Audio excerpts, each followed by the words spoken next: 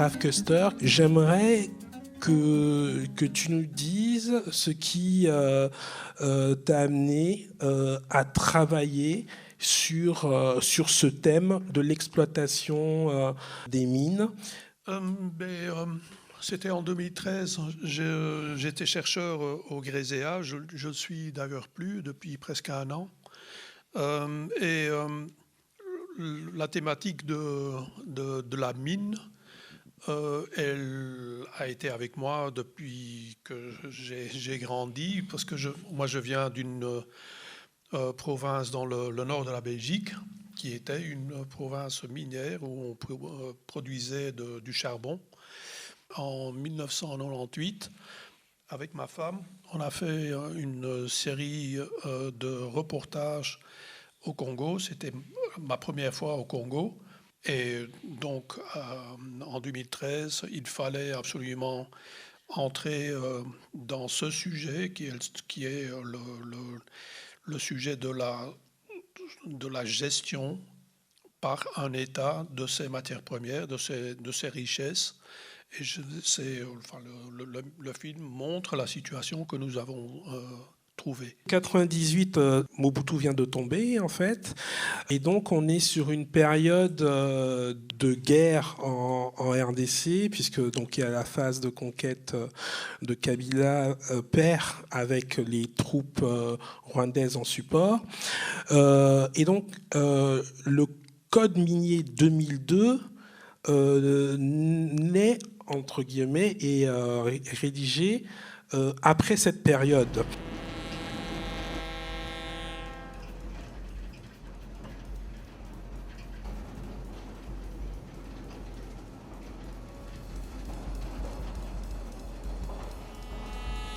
Le premier code minier, donc celui de 2002, il a en large partie été rédigé par un expert de la Banque mondiale, c'est-à-dire un expert juriste d'un cabinet d'avocats établi à New York. Et ces documents transpiraient vraiment la philosophie de la Banque mondiale que moi je résume en disant que tout d'abord, il faut investir, il faut se rendre attractif pour les investisseurs étrangers. Ça va créer une croissance économique et la croissance sera au bénéfice de la population. J'ai trouvé toute une série d'études, donc ça date d'il y a 2 ans, qui ont fait le bilan du code minier de 2002. Les investisseurs sont effectivement venus, ont eu très facilement des permis d'exploration, des permis d'exploitation, mais les bénéfices sont partis à l'extérieur, à l'étranger. Donc là, il s'agit vraiment de ce qu'on appelle un extractivisme, c'est-à-dire on va produire très intensivement, pas pour une économie nationale, mais pour l'exportation. Donc ça, c'est le bilan en quelques mots du code minier de 2002.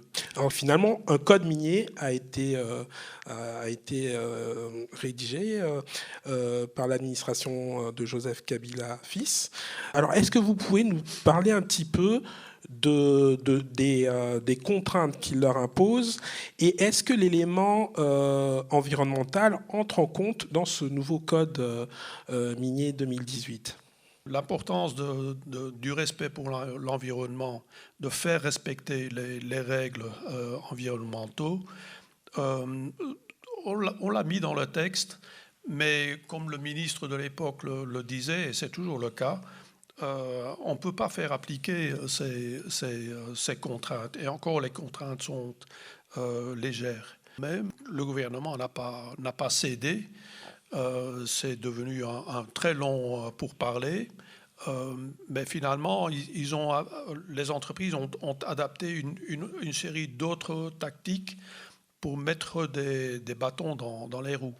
C'était des tactiques de chantage sur le gouvernement congolais. Dans le fond, la question qui est en jeu, c'est la toute-puissance des multinationales qui vont un peu partout dans le monde prendre les métaux où ils sont, sans se poser la question de l'impact sur les populations, que ce soit en Papouasie, au Chili ou au Congo. Ça, c'est absolument clair. Donc, mais jusqu'à présent encore, l'industrie européenne va se ravitailler en dehors de l'Europe.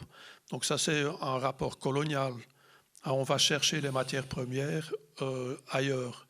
Et les dégâts qu'on fait ailleurs, finalement, on s'en fout.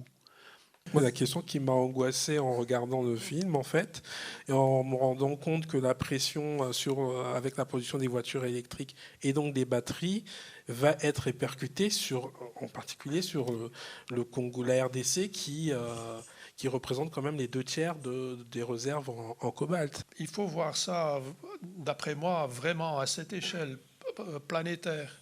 C'est devenu un dossier qui concerne tout le monde et dans lequel tout le monde devrait être impliqué. C'est-à-dire, nous, on peut faire des choix, mais il faudrait en discuter avec les amis congolais, par exemple. Et bon, on voit immédiatement les défis d'une telle discussion.